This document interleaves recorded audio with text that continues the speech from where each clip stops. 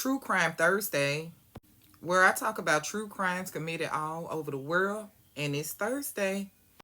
Richard Farley and the 1988 Sunnyvale, California ESL Corporation mass shooting. Now, all of this, y'all, because he wanted somebody that clearly made it clear to him that they did not want him. Now, they say stalking and obsession, but they delusion, mental issues at its best.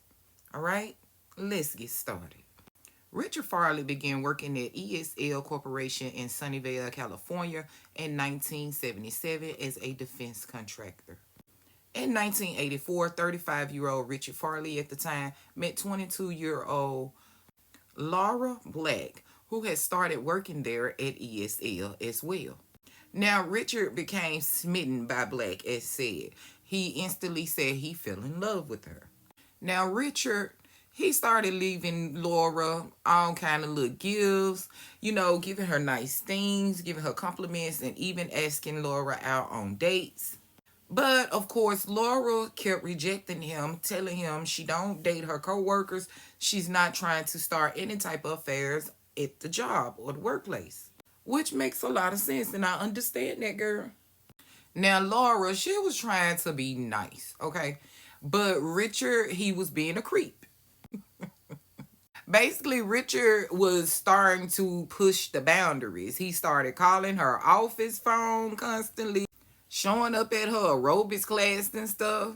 And he even did, under false pretense, like lied to get her address and start showing up at the girl house. Now his ass getting a little weird, child. He even befriended the janitor in the department that, she worked in so that he can obtain a copy key so that he can go through her office and find out any kind of personal information about her. This man was out there. So it gets wilder, y'all, to where he started sending her letters constantly. And it even got to the point to where Laura, she had moved up to a 4-year period. Now, he was going on with this stalking, y'all. Richard, he had nothing to do. He had no life. He had no wife, no children. He had nothing to do but ESL. And he was an veteran. So, I don't know. Maybe he lost his damn marbles over there. But Laura said she was just trying to be cordial. She was trying to be nice and not be one of them people to put the police on them and let them down. But it was just getting so extreme. So where she had moved, like I said, within 2 times within a 4-year period, each time Richard kept finding out where she stayed. I know that had to be scary. And it even said that Richard creepy ass was even doctoring photos and mailing the photos to Laura. And it's like, what? So by fall of 1985, Laura tried to go to the human resources and like, y'all, I need some help. This man harassing me. He won't stop. Please, is there anything that y'all can do? Now, of course, all the company do is recommend that he go to therapy. And Richard, old crazy ass, while he in therapy, he actually getting worse. He ended up getting his violent ass out of therapy. And by May of 1986, he was starting to slip on his work performance and also starting to have altercations with other co-workers there at ESL. And by May day of 1986, they let his ass go. As they should. Creepy ass. Now, by that time, y'all, they had let his ass go. He had been working there 9 years. In 86, he was able to go out. He was unemployed for a few months. And he was working full-time, overtime, stalking Laura. It was ridiculous. And I could just imagine the fear. Because, just look at him for one. That'll scare me. But then, two, his actions. So by February of 1988, yes, 1988, yes, we 2 more years in this, you guys. Laura had put a restraining order on Richard finally. And they went to court and she got it granted the next day. And like a couple weeks later, they went back to see if it was going to be needed to be permanent. And, they found it to be permanent. So even though his weird ass had that restraining order against him, that did not stop his ass from going out and buying a bunch of guns. So even while waiting to go to court on February the 9th, between the time of the restraining order. He done took his ass up to the girl's, Laura's, attorney office and giving them evidence, showing pictures, talking about, oh, we done been out on dates. Here's her codes. Here's stuff to her house. This and that. This is some cocaine that we be using together when we out on date. But the attorney, he just dismissed that because he was like, man, he crazy. But Richard ridiculous ass just had all kind of mental issues where he had gotten fed up.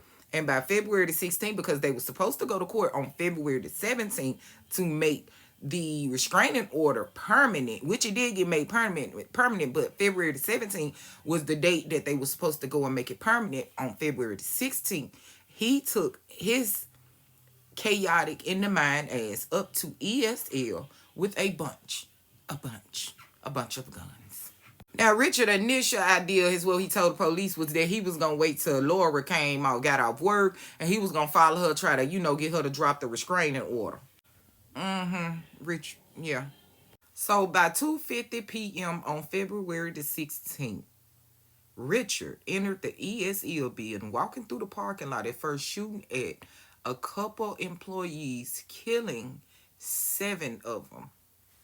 He was letting off rounds to anybody he saw. He had over 1,000 rounds of ammunition strapped to him. And when I was telling y'all, a lot of guns, you see. And he even had a knife strapped to his ankle.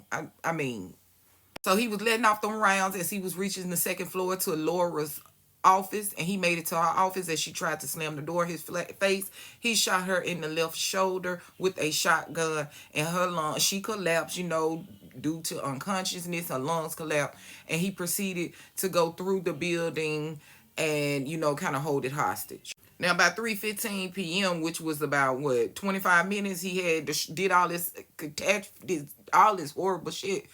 He contacted the police. He had them at a 6-hour standoff, moving from room to room through the building, telling them not to approach and all of this stuff. I mean, y'all, this guy was going on a rampage, from expressing remorse to crying to talking about he wanted to commit unaliving of himself, to saying that the 7 people that he had unalived in the process were threats. He even went to ask about Laura, how she was doing, her well-being. Like, what the hell was going on with him? Talking about how, I did it because, I was about to lose everything. She got me fired from my job. My car, my house, whatever.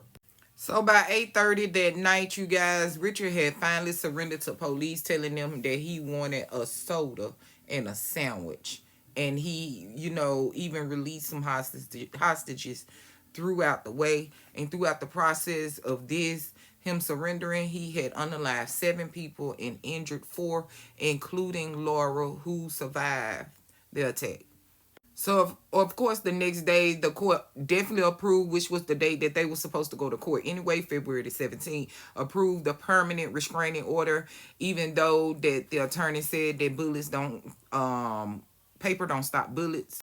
Laura was held in the hospital for 19 days due to the injury of her left arm. She returned back to work at ESL shortly, and Richard, creepy ass, continued to try to write this girl letters from the prison cell.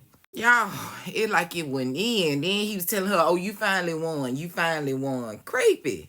Now, during trial, y'all, this off-the-rocker Richard said that he admitted to the killings, but he pled not guilty to them because he didn't intend to kill nobody but himself. He just wanted to come do it in front of Laura so that she can feel bad for what she did to him by rejecting him and not wanting him and ruining his life. Really, yeah. But on October the 21st, 1991, Richard was sentenced to life in prison without parole with 7 consecutive counts. And on January 17, 1992, he was sentenced to death in San Quentin prison. Now, he did several appeals over the years trying to get his death sentence lifted up to life without parole. But on March 21st, 2025, it was final that it was going to stay at a death sentence. This massacre helped prompt California first anti-stalking laws in the United States because they didn't have any. Richard, the therapy that you needed.